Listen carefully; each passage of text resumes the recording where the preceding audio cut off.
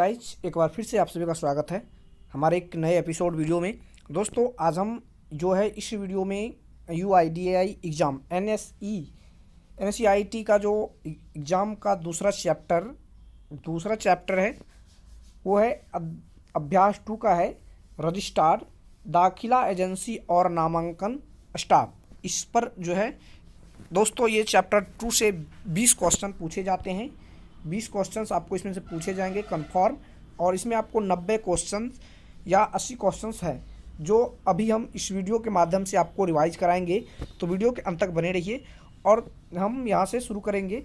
ये देखिए दोस्तों, 30 क्वेश्चन जो एक अध्याय जो कि मैंने पिछले वीडियो में बता दिया है, और दूसरा जो है यहाँ से 31 नंबर से शुरू होगा। तो चलिए हम क्वेश्चन को पढ़ते हैं यहाँ से, और आपको क्वेश्चन के साथ साथ हम आंसर भी पढ़ के सुनाएंगे। तो शुरू थी यानी कहने का मतलब आप ध्यान से सुनेंगे, और अगर देखने हैं तो देख भी सकते हैं। तो चलिए हम पहले फर्स्ट क्वेश्चन पढ़ते हैं। यहाँ पे पहला क्वेश्चन है, निम्नलिखित में से कौन सा व्यक्ति या संस्था एक रजिस्ट्रार बनने के लिए योग्य है। तो कहने का मतलब निम्नलिखित में से कौन सा रजिस्ट्रार बनने के योग्य है। तो यहाँ पे है कोई भी, यहाँ पे इसका आंसर ये होगा, कोई भी केंद्रीय सरकार के अंतर्गत संस्था, मंत्रालय या राज्य सरकार। यहाँ पे आप देख पा रहे होंगे क्वेश्चन का आंसर 2 है, यहाँ पे दिया गया है आंसर 2। तो कहने का मतलब ये हमारा आंसर होगा, कोई भी केंद्र सरकार के अंतर्गत संस्था, मंत्रालय या राज्य सरकार। तो इसका आंसर 2 होगा। चलिए फिर हम अगला क्वेश्चन पे आएंगे। अगला क्वेश्चन है हमारा, इनमें से कौन रजिस्ट्रार द्वारा नहीं किया जा सकता। इनमें से कौन रजिस्ट्रार द्वारा नहीं किया जा सकता। तो इसका आंसर है 3 नंबर। तो ये देख लीजिए, ये हमारा 3 है। आधार नामांकन, ये हमारा है आधार नामांकन अपडेट के अलावा अन्य किसी भी प्रयोजन के लिए नामांकन के दौरान एकत्र की गई जानकारी उपयोग करना। कहने का मतलब आधार नामांकन अपडेट के अलावा अन्य किसी भी प्रयोजन के लिए नामांकन के दौरान एकत्र की गई जानकारी का उपयोग करे। कहने का मतलब ये उपयोग करे। और अगला क्वेश्चन है हमारा, आधार अधिनियम 2016 और कहने का मतलब क्वेश्चन यहाँ है, आधार नामांकन अपडेट के लिए डैश में विनिर्देशित रजिस्टर को हर समय आचार संहिता का पालन करना चाहिए। तो इसका आंसर हो जाएगा दोस्तों 1 होगा इसका आंसर। कहने का मतलब यहाँ होगा ये आधार अधिनियम 2016 और आधार विनियम। कहने का मतलब आधार अधिनियम 2016 के अंतर्गत जो है आधार सेंटर को हर वक्त आचार संहिता का पालन करना चाहिए। अगला क्वेश्चन है, एजेंसियों के दौरान का मूल्यांकन करने के लिए निम्नलिखित में से कौन सा जिम्मेदार है और योग्य एजेंसी को नामांकन एजेंसियों EA के रूप में सूचीबद्ध करता है। तो इसका आंसर हो जाएगा दोस्तों, यहाँ पे देखिए 2 होगा। इसका आंसर हो जाएगा सीधा रजिस्ट्रार्ड और UIDAI। यहाँ पे आप देख पा रहे होंगे, रजिस्ट्रार्ड और UIDAI जो है ये इसका सूचीबद्ध करता है। अगला क्वेश्चन है, रजिस्ट्रार्ड की मूल जिम्मेदारी क्या है। कहने का मतलब रजिस्ट्रार जो आधार सेंटर के अधिकारी उपरोक्त अधिकारी होते हैं, इसका जो है क्या मतलब है। तो इसका मतलब है उपयुक्त में सभी ये क्या क्या कर सकते हैं। चलिए हम पढ़ के आपको सुनाते हैं। पहला है आधार अधिनियम 2016 और आधार विनियम का पालन कराना। दूसरा है एनरोलिंग एजेंसी को किराए पर लें, संलग्न करें और इसके कामकाज को मॉनिटरिंग करें। कहने का मतलब इसका जो मॉनिटरिंग ये करेंगे। और तीसरा है सुनिश्चित करें कि क्या नामांकन और अद्यतन संचालन करने के लिए उसके द्वारा नियोजित या नियुक्त कोई भी नामांकन एजेंसी और या व्यक्ति प्रमाणित है। कहने का मतलब ये प्रमाणित है, इन सभी का जांच ये करेंगे। तो इसका आंसर हो जाएगा सीधा मतलब उपयुक्त में सभी। चलिए फिर हमारा अगला क्वेश्चन है, कौन सा व्यक्ति या संस्था निम्नलिखित में से बीच एक नामांकन एजेंसी बनने के पात्र है। कौन सा व्यक्ति या संस्था निम्नलिखित में से बीच एक नामांकन एजेंसी बनने के पात्र है। तो इसका आंसर हो जाएगा दोस्तों कौन सा, 1 नंबर का आंसर है। चलिए यहाँ पे आप देख लीजिए, कौन सा व्यक्ति कौन सा व्यक्ति या संस्था के पात्र है? तो इसका आंसर हो जाएगा 1 नंबर, ये हमारा आंसर है। कोई भी व्यक्ति रजिस्टर्ड UIDAI द्वारा निर्दिष्ट RFI में नामांकन एजेंसी के लिए उल्लिखित शर्त को पूरा करता हो। जो भी व्यक्ति इस नियम और शर्त को पूरा करता है वो व्यक्ति ये कर सकता है, यानी कि इसके लिए पात्र है नामांकन एजेंसी के लिए। अगला क्वेश्चन है हमारा, अगला क्वेश्चन देखिए थोड़ा लंबा है तो इसे हम ध्यान से पढ़ेंगे और आप ध्यान से सुनेंगे भी। निम्नलिखित, यहाँ पे देख लीजिए, निम्नलिखित मानदंडों में से किस व्यक्ति को एक पर्यवेक्षक की भूमिका के लिए योग्य होने के लिए अर्हता प्राप्त करना चाहिए? एक में है उम्र 18 वर्ष से ऊपर होनी चाहिए, दो में है यानी कि 10th +2 पास होना चाहिए, आधार नंबर होना चाहिए, एक प्रशिक्षण और प्रमाण पत्र एजेंसी के पर्यवेक्षक प्रमाण पत्र जिसके लिए आप अप्लाई किए हुए हैं अभी और जिसका आप तैयारी कर रहे हैं उसके प्राप्त किया हुआ होना चाहिए, और 5 में है बेसिक कंप्यूटर का नॉलेज होना चाहिए। तो इसका आंसर होगा 3 दोस्तों। देख लीजिए अब क्या है 3 में। 3 में है 1 2 3 4, यानी कि कहने का मतलब उसके पास जो है उम्र 18 से ऊपर होनी चाहिए, 10th +2 और एक परीक्षा पास होना चाहिए और आधार नंबर होना चाहिए। लेकिन कंप्यूटर बेसिक नॉलेज नहीं भी है तो चल सकता है। तो ये इसका आंसर हो जाएगा 3। और चलिए अगला क्वेश्चन है हमारा, EA पर्यवेक्षक के रूप में उसके भूमिका शुरू करने से पहले निम्न में से क्या एक व्यक्ति को क्या प्राप्त होना चाहिए? तो कहने का मतलब ये क्या प्राप्त होना चाहिए, तो इसका आंसर 3 होगा। अस्थाई भाषा कीबोर्ड के साथ लिप्यांतर सहज होना चाहिए। कहने का मतलब जिस प्रकार से CSP जो संचालक होता है, CSC संचालक जो होता है उसको स्थानीय भाषा का नॉलेज होना नहीं।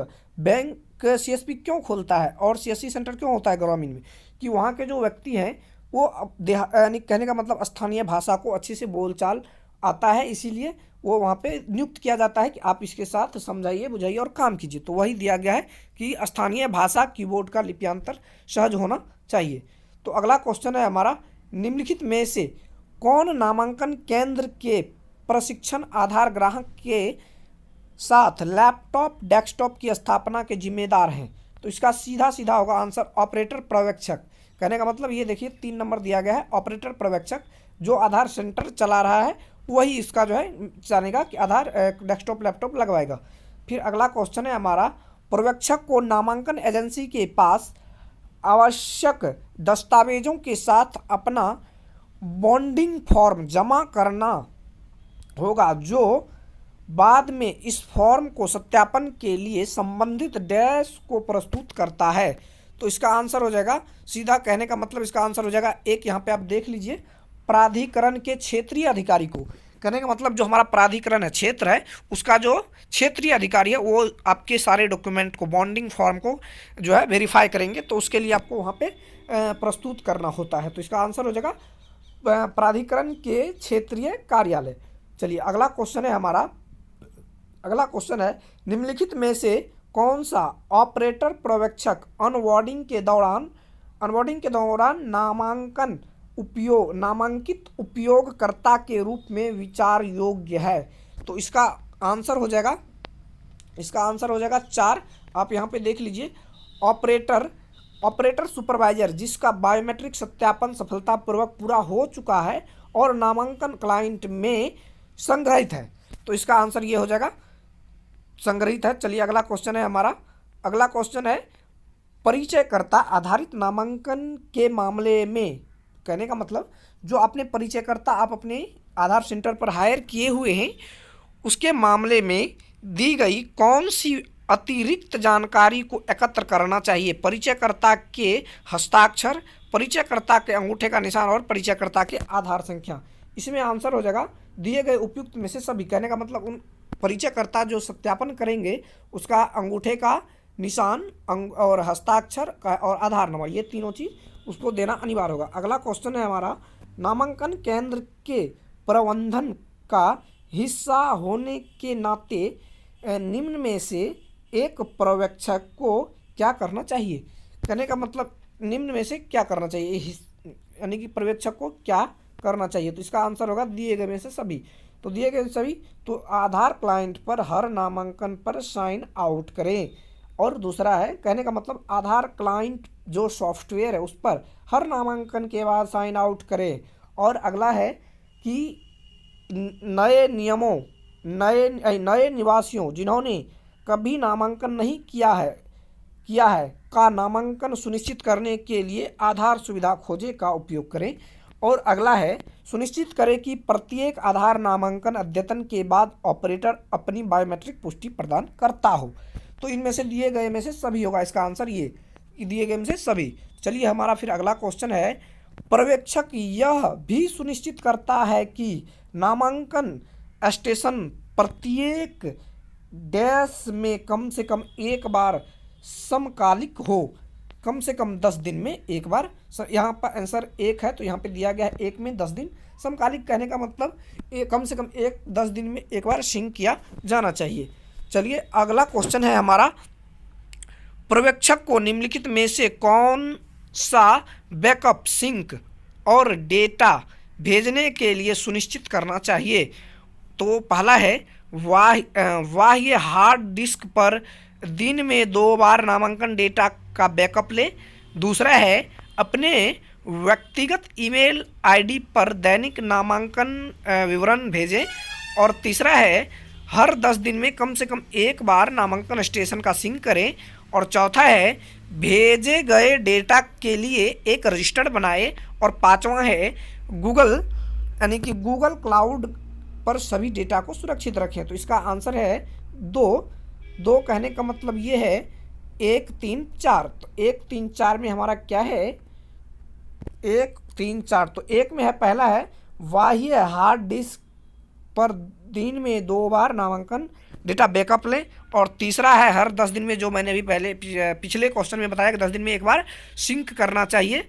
और चौथा है, भेजे गए डेटा के लिए रजिस्टर्ड बनाए। तो ये 1 3 4, 3 और 4 और एक ऊपर वाला होगा, ये 1 3 और 4। तो ये तीनों इसका आंसर हो गया। तो चलिए फिर अगला क्वेश्चन है हमारा। अगला क्वेश्चन है, दिन के अंत में पर्यवेक्षक को ऑपरेटर पर्यवेक्षक को उसके द्वारा बनाई नामांकन पैकेज की समीक्षा करने की अनुमति देनी चाहिए। कहने का मतलब उसकी समीक्षा देनी चाहिए। तो दू का है गलत, नहीं, उसकी समीक्षा नहीं देनी चाहिए। चलिए अगला क्वेश्चन पढ़ेंगे, नामांकन डेटा में दर्ज की गई किसी भी त्रुटि के मामले में निम्नलिखित में से क्या किया जाना चाहिए। तो इसका आंसर है 3 नंबर, आप यहाँ पे देख पा रहे होंगे। निवासी को सुनिश्चित करें कि सुधार समय सीमा के भीतर नामांकन केंद्र पर आएं और अपना सुधार करवा लें। और अगला क्वेश्चन है, निम्नलिखित क्रियाओं, यहाँ पे आप पढ़ेंगे, निम्नलिखित क्रियाओं में से कौन सा एक पर्यवेक्षक को दिन के अंत में करना चाहिए। यानी कि क्रियाओं में से एक ऑपरेटर पर्यवेक्षक को दिन में क्या करना चाहिए। तो इसका आंसर है 1, उसकी फिंगरप्रिंट देकर हस्ताक्षर कर। कहने का मतलब जब आप कोई चीज़ साइन आउट करते हैं तो उसके सत्यापन के लिए आधार में ऑपरेटर सुपरवाइजर अपना अंगूठा लगा के जो है उसे साइन आउट करेंगे। तो इसका आंसर हो जाएगा उसे फिंगरप्रिंट देकर हस्ताक्षर करे।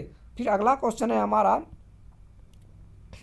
एक पर्यवेक्षक नामांकन केंद्र पर कार्य की निगरानी और लेखा परीक्षा करता है। लेखा परीक्षा प्रतिक्रिया पूरी टीम की मदद कैसे करती है।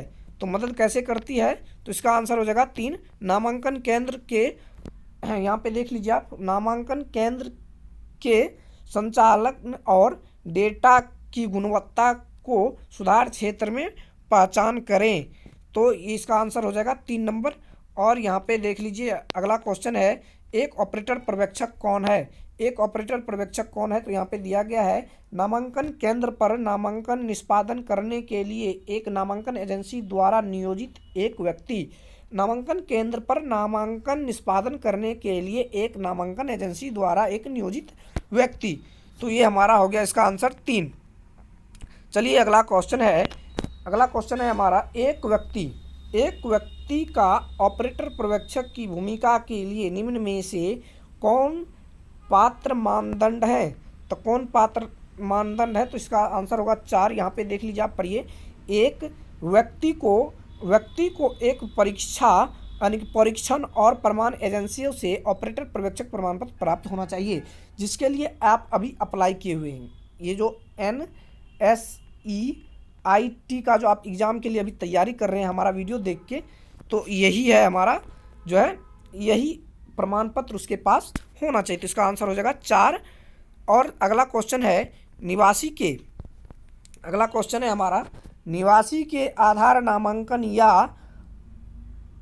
अद्यतन फॉर्म की जांच करते समय एक ऑपरेटर पर्यवेक्षक को निम्न में से क्या सुनिश्चित करना चाहिए? तो 3 नंबर में दिया गया है, सत्यापनकर्ता का हस्ताक्षर जरूर एक बार चेक करना चाहिए।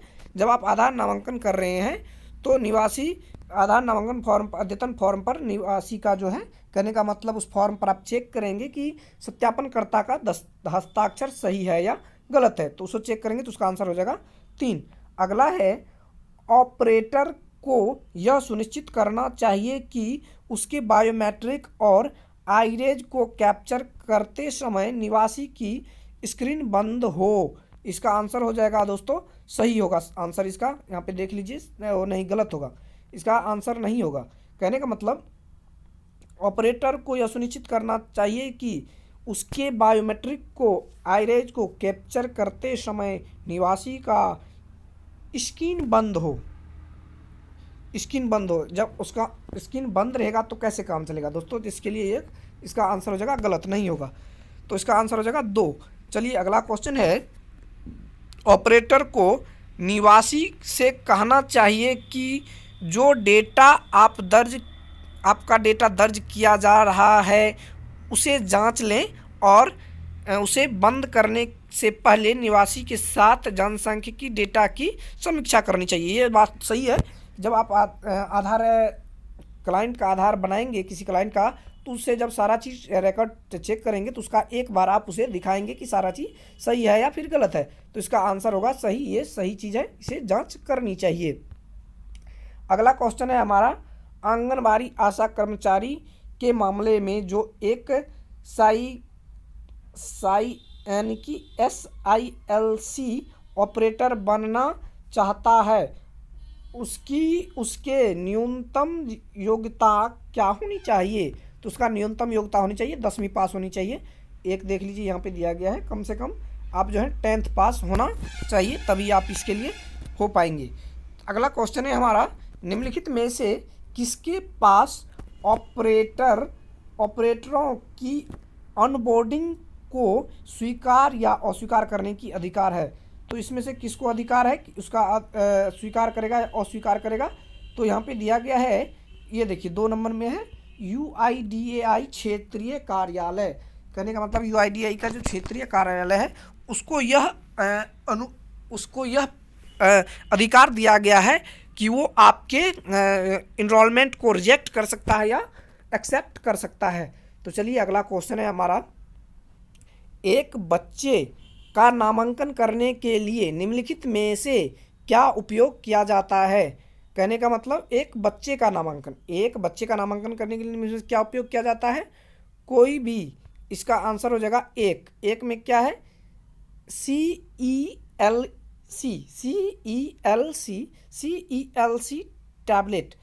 टैबलेट। इसे आप ध्यान में ले लें, 1 नंबर का आंसर होगा इसका CELC टैबलेट होगा।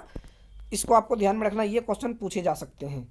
और अगला क्वेश्चन है, निम्न में से आधार क्लाइंट सॉफ्टवेयर, मैंने पहले बताया आधार क्लाइंट एक सॉफ्टवेयर है, निम्नलिखित में से आधार क्लाइंट सॉफ्टवेयर में एक CELC ऑपरेटर जोड़ने के लिए क्या किया जाता है? यानी कि एक ऑपरेटर जोड़ने के लिए क्या किया जाता है?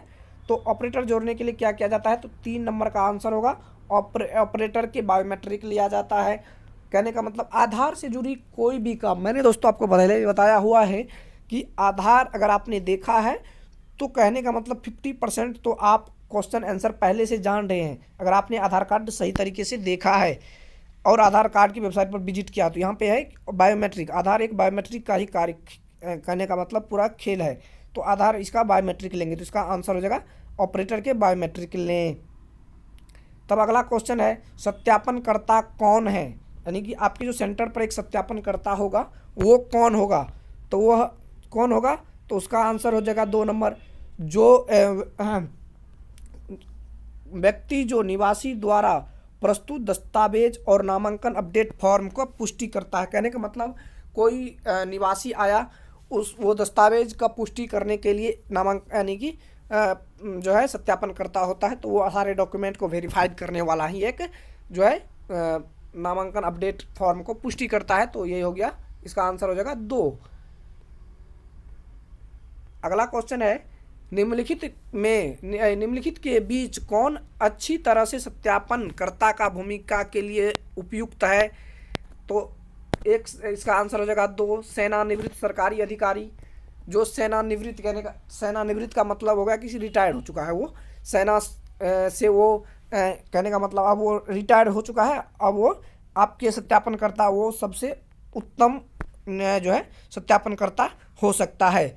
तो अगला है निवासी द्वारा प्रस्तुत निम्नलिखित दस्तावेज में से कौन सी POA, मैंने पिछले बार भी बताया है, POA का मतलब होता है एड्रेस ऑफ प्रूफ के रूप में सत्यापन परियोजना के लिए स्वीकार है। तो उसके लिए आप क्या देखेंगे, यहाँ पे देख लीजिए 3 नंबर का है बिजली बिल। बिजली बिल जो 3 महीने से अधिक पुराना है, बिजली बिल दोस्तों अधिक से अधिक वर्कों में लिया जाता है बिजली बिल, तो आप ध्यान में रखेंगे कि बिजली बिल 3 महीने का पुराना हो, ये इसमें काम कर जाएगा। और अगला क्वेश्चन है हमारा, अगला क्वेश्चन है